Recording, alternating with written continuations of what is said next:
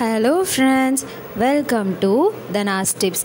இன்றைக்கி நம்ம ரொம்ப டேஸ்டியான மற்றும் ஹெல்த்தியான பருப்பு உருண்டை குழம்பு எப்படி வைக்கிறதுன்னு பார்க்கலாம். இந்த குழம்பு செய்கிறதுக்கு தேவையான பொருட்கள்: வெங்காயம் ஒரு கைப்பிடி அளவு, புளி ஒரு எலுமிச்சை அளவு, குழம்பு மிளகாய்த்தூள் 2 ஸ்பூன், வெந்தயம் 1 ஸ்பூன், ஜீரகம் 1 ஸ்பூன், பூண்டு 10 பல், தேங்காய் துருவல் 2 ஸ்பூன், கடுகு 1 ஸ்பூன், கருவேப்பிலை சிறிதளவு, உப்பு மற்றும் எண்ணெய். அடுத்து நம்ம பருப்பு உருண்டை செய்கிறதுக்கு என்னென்ன பொருட்கள் தேவைன்னு பார்த்தலாம். அதுக்கு துவரம் பருப்பு 1 கப், கடலைப்பருப்பு 1 கப், நறுக்கிய வெங்காயம் 1 கைப்பிடி அளவு, சோம்பு 1 ஸ்பூன், தேங்காய் கீறியது 3 ஸ்பூன், காய்ந்த மிளகாய் 5, அரிசி மாவு 2 ஸ்பூன், கருவேப்பிலை மற்றும் கொத்தமல்லி தழை, உப்பு.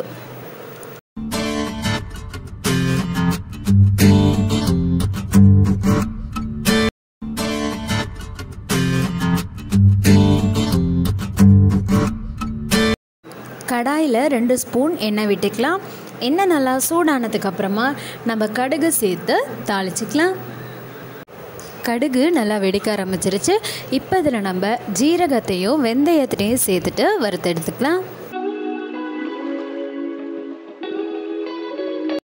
ஜீரகத்தையும் வெந்தயத்தையும் நல்லா வதக்கியாச்சு. இப்போ இதில் நம்ம பூண்டு பற்களை சேர்த்துட்டு வதக்கிக்கலாம்.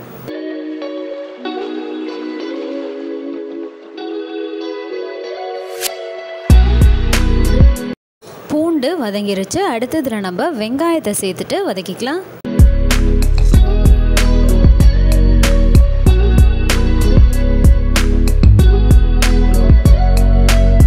வெங்காயம் வதங்கிருச்சு. அடுத்ததில் நம்ம நறுக்கி வச்ச தக்காளியை சேர்த்துட்டு வதக்கிக்கலாம்.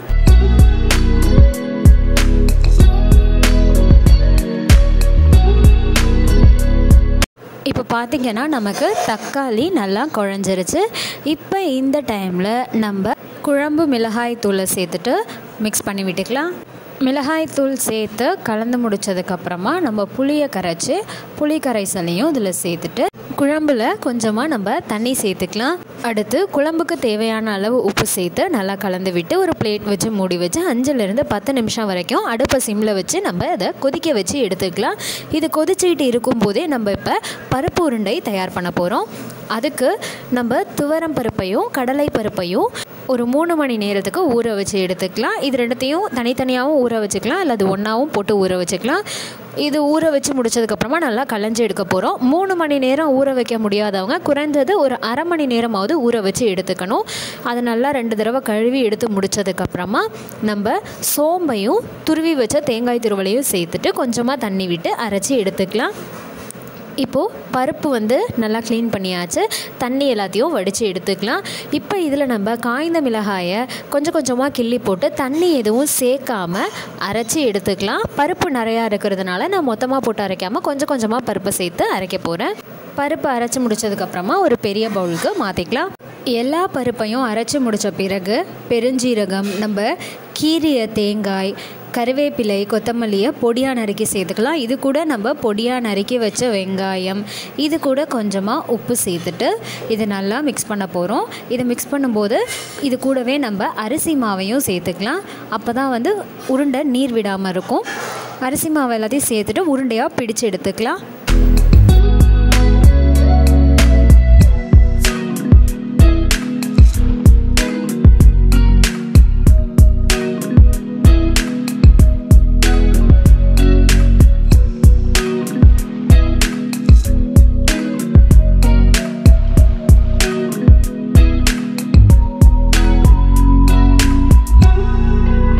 இப்போ நம்மக்கிட்ட இருந்த எல்லா மாவையுமே உருண்டைகளாக உருட்டி எடுத்தாச்சு.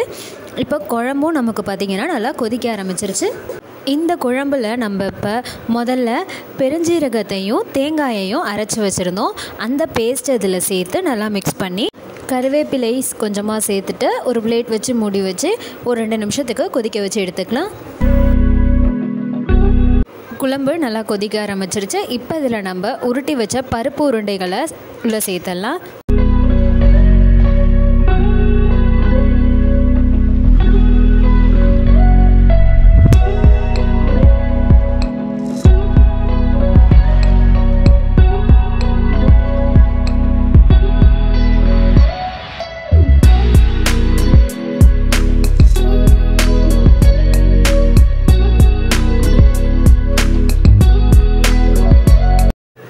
பருப்புருண்டை எல்லாத்தையும் சேர்த்து முடிச்சதுக்கப்புறமா ஒரு பிளேட் வச்சு மூடி வச்சு ஒரு 10 நிமிஷத்துக்கு வேக வச்சு எடுத்துக்கலாம்.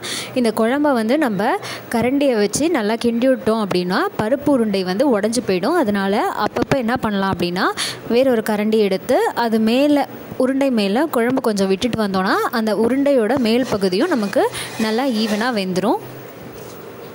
10 நிமிஷம் ஆகிடுச்சு. இப்போ பருப்பு உருண்டை நமக்கு நல்லா வெந்துருச்சு. ரொம்ப டேஸ்டியான உடலுக்கு பல சத்துக்கள் நிறைந்த பருப்பு உருண்டை குழம்பு தயாராகிடுச்சு.